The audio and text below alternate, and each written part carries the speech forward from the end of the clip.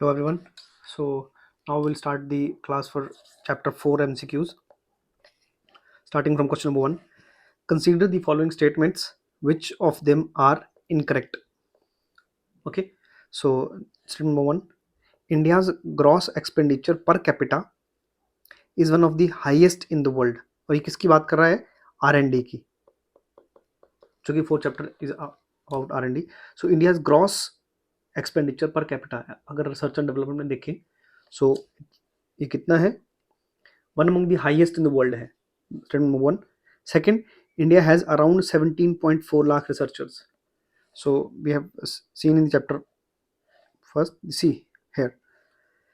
So अगर हम देखें India's per capita, ये there's a table.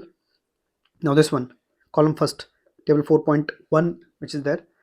Israel is spending per capita $2,108 US dollar per capita. ये gross expenditure है on R&D, right? So this is highest. India is one among the lowest, $43. So which means statement number 1 is incorrect. ठीक है जी. So चूंकि incorrect पूछ रहा है तो statement 1 is incorrect. Second, he India has around 17 lakh researchers. Now we'll see. अगर researchers का number देखना हो, so this is given here. One second. Okay. Now we can see. So this one. So it's given here. Second column. India has around 3.42 lakh researchers. On the contrary, China has 17 lakh. Right? So India is having 3.4. China is having 17. So the statement 2 is also incorrect. This one is also incorrect. So but it's asking which of the following is incorrect, which means answer would be both 1 and 2 are incorrect. All right. Question number 2. Find the correct statement. According to RBI's report during the financial year 1920, Himachal was the first state with highest spending on R&D. देखते हैं हम.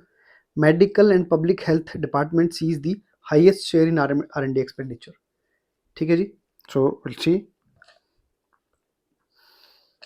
Okay. So here we'll see the column 4th. According to the Reserve Bank of India, जो कि एक reserve bank की एक report है, which says Himachal was one among the highest, which spent the highest amount among the states, 0.6% of its GDP. Correct है जी. उसके बाद पर हेड देखते हैं यहाँ पर हम. This is given there. Okay. Second statement के लिए हम ये वाला कॉलम देखेंगे. One second. Okay. This one, table 4.4, medical and public health. अगर ये देखा जाए सो 678 करोड़ रुपीस जो हैं स्पेंड किए जाते हैं, highest. Right. So medical and public health department sees the highest share in R&D expenditure. So statement 2 is also correct. Right. So the answer would be, अब चूंकि पूछ रहा है correct, so answer would be B. Both of the statements are correct. ठीक है जी. Now question number third. Match the following. This is Japan, USA, Israel and India. अब चूंकि India के बारे में जानते हैं हम, अभी हमने पढ़ा कि इंडिया की जो GDP का परसेंटेज है ऑन R&D इज 0.7%. अगर हमें इतना पता है सो विड फिगर आउट कि 4 पर D जहाँ पर होगा, so this all of them. Now अगर हमें सेकंड पता है, इजराइल हम जानते हैं कि सबसे ज़्यादा हाईएस्ट स्पेंडर है GDP का on the R&D. So it comes E 4.5, around 4.94, around 5% के आसपास वो GDP का स्पेंड करते हैं R&D में. सो इजराइल 3 के साथ E जहाँ पर हो, मतलब 4 के साथ D और 3 के साथ E, वो आंसर होने चांसेस हैं. सो इधर ये वाला कट हो गया क्योंकि यहाँ पर 3 का C है, मतलब ये नहीं हो सकता. सो इधर the answer would be B, C और D. ऑलराइट. अब यहाँ पर देखते हैं हम USA, चूंकि हमने देखा था अभी. ओके. सो चैप्टर 4th के हम PDF की तरफ देख रहे हैं. One second. Okay. So here it is USA. So now we see the USA 2.83, Japan 3.28. We can see now. So this USA will go 2 के साथ A जहाँ मैच होगा और जापान के साथ C. So 1 with C, 2 with A, 3 with E. The answer would be B. So ये basic data है, ये हमें याद करना पड़ेगा। इतना हो सकता है इतना डिटेल में नहीं पूछे, लेकिन फिर भी आइडिया होना चाहिए। इंडिया का तो हमें पता ही है, साथ में मैक्सिमम इजराइल का ही हमें पता है। Now coming to the question number next, fourth, find the incorrect statement. During the financial year 22-23, R&D on road and bridges is 55 lakh.